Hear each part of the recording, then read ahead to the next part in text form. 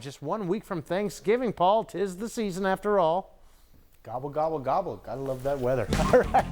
How's your energy, Southern Arizona? Time for some sports, though. Friday, football fever lives on with a number of games tomorrow in high school football. However, a few matchups have been canceled because of COVID-19.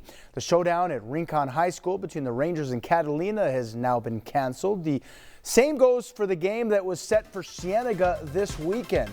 After a cancellation, Cienega scrambled to schedule the Phoenix area's Cesar Chavez High School, but now, because of a COVID-19 positive test, it has been canceled. Tucson High's game against Nogales was also scrapped because of COVID-19 concerns. One team that knows a lot about having to sit out a canceled game because of COVID-19 is the Arizona Wildcats. The U of A's opener at Utah was canceled after a number of Utes players tested positive for the coronavirus. So now Arizona's first game of the season is this Saturday right here in Tucson against 20th ranked USC.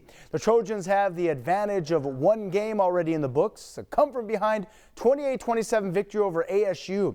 Arizona native Keaton Slovis heads up USC's offense. The sophomore quarterback threw for 381 yards and 2 scores in his first game of the season.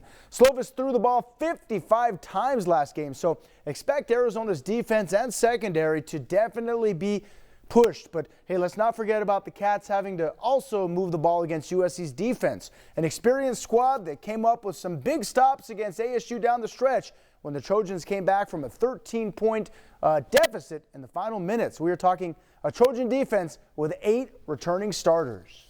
Extremely aggressive. I think if you watch the game and what you've seen, you know, it's every play, it's zone blitz, it's 4 from a side. It's still going to be a pressure defense. And whether it's zone pressure or man pressure, it's pressure.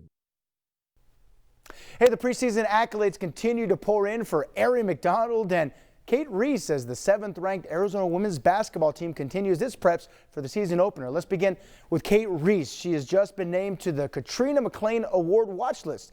The award recognizes the top power forward in the country. Last year, Reese averaged nearly 14 points and 8 rebounds a game and was all Pac-12. Meanwhile, Ari McDonald was just named a preseason All-American from the Associated Press. That's today.